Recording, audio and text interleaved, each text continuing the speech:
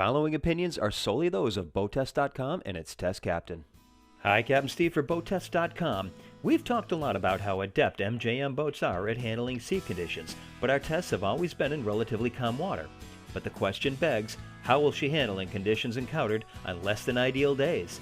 Let's take a look. With a 30-knot wind blowing and an unrestricted fetch against a fair tide, significant rollers were easy to find offshore on this test day. It started by running the 40Z through head seas at a slow cruise setting of 1750 RPM and 13.6 knots. This speed gives her a 9.1 gallon per hour fuel burn for a range of 470 nautical miles. At that setting, the ride was comfortable, no pounding, simply riding up one wave and down the next. It produced a very wet ride, but that was to be expected in these conditions at this speed and angle of attack. When the 40Z was brought around to a beam sea, things smoothed out considerably and it was time to add power. At her best cruise setting of 2250 RPM and 20.6 knots, the range only decreased by 6 nautical miles.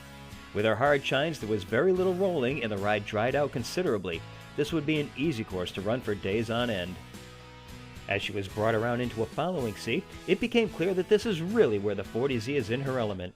She continued to throw water well out to the sides, which made visibility much less of a factor.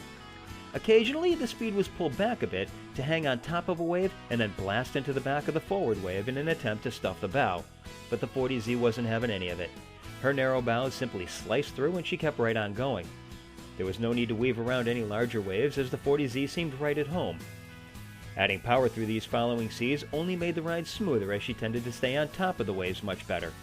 At her best cruise speed setting of 40.2 knots, she'll burn 44 gallons per hour, producing a range of 288 nautical miles.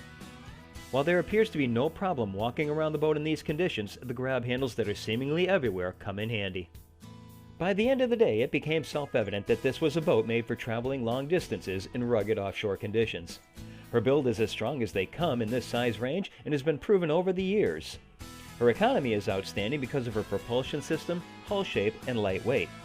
There's no doubt in my mind that MJM's claims of making an outstanding seaboat certainly rings true, and it's important to remember that this is also a boat that can be docked single-handed.